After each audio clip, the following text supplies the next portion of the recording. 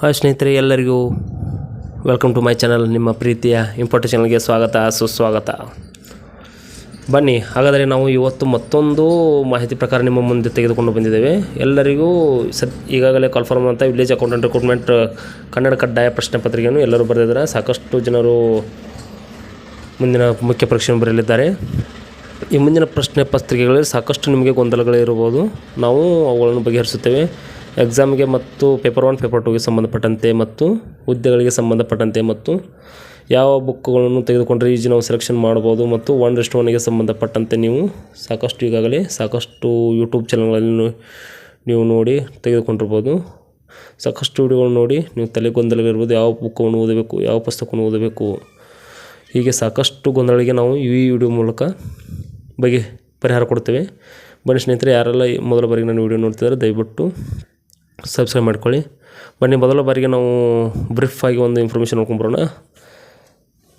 ಕಾಲ್ಫಾರ್ಮ್ ಆದ ಹುದ್ದೆಗಳ ಸಂಖ್ಯೆ, ಜಿಲ್ಲೆಗಳ ವಿವರವನ್ನು ಸ್ನೇಹಿತರೆ ನೋಡಿ. ನೀವು ಬೆಂಗಳೂರು ನಗರ 32, ಬೆಂಗಳೂರು ಗ್ರಾಮಾಂತರ 34, ಚಿತ್ರದುರ್ಗ 32, ಕೋಲಾರ 45, ತುಮಕೂರು 73, ಹೀಗೆ ಸುಮಾರು 28 ಜಿಲ್ಲೆಗಳಲ್ಲಿ ಗ್ರಾಮ ಲೆಕ್ಕಾಧಿಕಾರಿಗಳ ಹುದ್ದೆಗಳಿಗೆ ಎಕ್ಸಾಮನ್ನು ಕಂಡಕ್ಟ್ ಮಾಡ್ತಿದ್ದಾರೆ.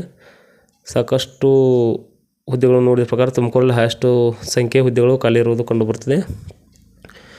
ಈ ಹುದ್ದೆಗಳಿಗೆ ಸಂಬಂಧಪಟ್ಟಂತೆ ಎಕ್ಸಾಮನ್ನು ಮುಂದಿನ ತಿಂಗಳಲ್ಲಿ ಅಥವಾ ನಡೆಸ್ತಿದ್ದಾರೆ.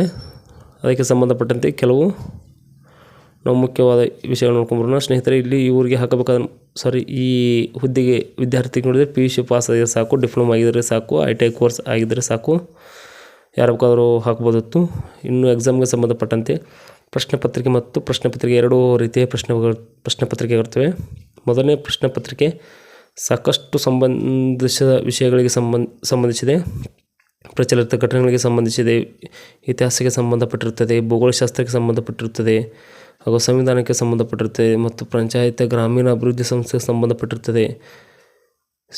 ಕರ್ನಾಟಕ ಪರಿಸರ ಸಂಬಂಧಿ ಸಮಸ್ಯೆಗಳಿಗೆ ಸಂಬಂಧಪಟ್ಟಿರುತ್ತದೆ. ಹೀಗೆ ಸಾಕಷ್ಟು ವಿಷಯಗಳನ್ನು ಒಳಗೊಂಡಿರುತ್ತದೆ ಒಂದು ಪ್ರಶ್ನೆ ಪತ್ರಿಕೆ. ಎರಡನೇ ಪ್ರಶ್ನೆ ಪತ್ರಿಕೆಯು ಸಾಮಾನ್ಯ ಕನ್ನಡ, ಸಾಮಾನ್ಯ ಇಂಗ್ಲೀಷ್ ಮತ್ತು ಕಂಪ್ಯೂಟರನ್ನು ಒಳಗೊಂಡಿರುತ್ತೆ.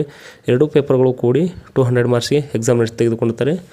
ಎರಡು ಪ್ರಶ್ನೆ ಪತ್ರಿಕೆ ಪ್ರತ್ಯೇಕವಾಗಿ 2 ಗಂಟೆಗಳ ಕಾಲ ಸಮಯ ಇರುತ್ತದೆ.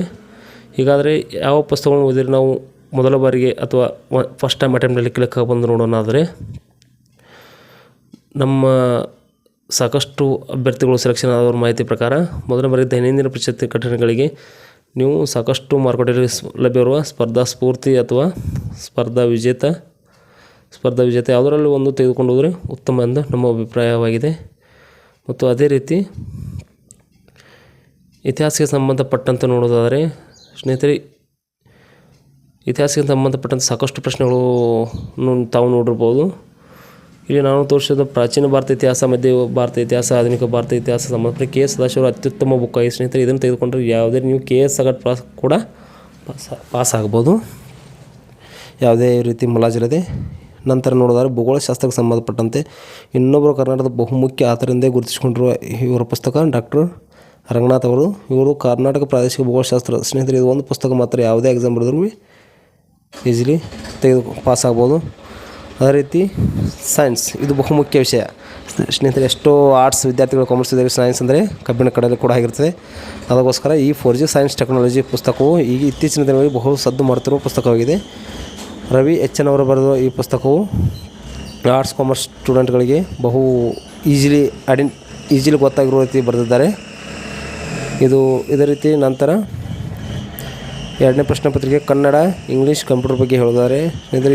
ಈ ಪ್ರಶ್ನೆ ಪತ್ರಿಕೆ ಮೋರ್ ದೆನ್ ನೀವು 90 ಮಾಡಿದರೆ ಸೂಕ್ತವಾಗಿರುತ್ತೆ, ಸೆಲೆಕ್ಷನ್ ಆಗ್ಬೋದು. ಕನ್ನಡ ವ್ಯಾಕರಣ ದರ್ಪಣ, ಇದು ಕನ್ನಡ ಸಾಹಿತ್ಯ ಪರಿಷತ್ತಿನವರು ಬರೆದಂಥ ಪುಸ್ತಕವಾಗಿದೆ. ಈ ಬುಕ್ಕನ್ನು ತೆಗೆದುಕೊಂಡ್ರೆ ಕರ್ನಾಟಕ ಸರ್ಕಾರ ನಡೆಸುವ ಎಲ್ಲ ಪ್ರಶ್ನೆಗಳು, ಇದರಿಂದಲೇ ಸಾಕಷ್ಟು ಪ್ರಶ್ನೆಗಳು ಬಂದಿರುತ್ತವೆ. ಇದು ಉತ್ತಮವಾಗಿದೆ. ಎರಡನೇದು ಹೇಳಬೇಕು ಅಂದರೆ ಕಂಪ್ಯೂಟರ್ ನಾಲೆಜ್. ಇತ್ತೀಚಿನ ಸರ್ಕಾರದವ್ರ ಪ್ರಶ್ನೆ ಪತ್ರಿಕೆಗಳಲ್ಲಿ ಕಂಪ್ಯೂಟರ್ ಒಂದು ಸಬ್ಜೆಕ್ಟಾಗಿ ತೆಗೆದುಕೊಂಡಿದ್ದಾರೆ. ಇದಕ್ಕೆ DA ಗೌತಮ್ ಅವರು ಬರೆದಿರುವಂಥ ಪುಸ್ತಕ ಉತ್ತಮವಾಗಿದೆ. ಇದು ನೋಡಿ, ಅವರು ಕೊಡಿದಂಥ ಬ್ಯಾಂಕಿಂಗ್, IBPS, RRB ಯಾವುದೇ ತೆಗೆದುಕೊಂಡು PDO ಕೂಡ ಈ ಕಂಪ್ಯೂಟರ್ ನಾಲೆಜ್ ಇದು ಚೆನ್ನಾಗಿದೆ. ನಂತರ ಸಾಮಾನ್ಯ ಇಂಗ್ಲೀಷ್ ಬಗ್ಗೆ ಹೇಳ್ಬೇಕಂದ್ರೆ ಸ್ನೇಹಿತರೆ, ಆರ್ಟ್ಸ್ ಮತ್ತು ಕಾಮರ್ಸ್ ಸೆಕ್ಷನ್ ಇದು ಕಬ್ಬಿಣ ಕಡಲೆಯ ವಿಷಯ. ಏಕೆಂದರೆ ಯಾವುದೇ ಕೊಡಲಪ್ಪ, ಬಟ್ ಈ ವಿಷಯದಲ್ಲಿ ನಾವು ಜಾಸ್ತಿ ಮಾರ್ಕ್ಸ್ ತೆಗೆದುಕೊಂಡಿರುತ್ತೆ. ಬಟ್ ಈ ಪುಸ್ತಕವನ್ನು ತೆಗೆದುಕೊಂಡ್ರೆ, ಮೌಲಿ ಪಬ್ಲಿಕೇಶನ್ ಅವರು ಬರೆದಂಥ ಈ ಪುಸ್ತಕ ತೆಗೆದುಕೊಂಡ್ರೆ ನೀವು ಈಸಿಯಾಗಿ ಪಾಸ್ ಆಗ್ಬೋದು. ನಾನು ಕೊಟ್ಟಂಥ ಮಾಹಿತಿ ಸ್ನೇಹಿತರೆ ನಿಮಗೆ ಚೆನ್ನಾಗಿದೆ ಅಂತ ಭಾವಿಸುತ್ತಾ ನನ್ನ ಈ ವಿಡಿಯೋನ ಮುಗಿಸುತ್ತೇನೆ. Thank you for watching.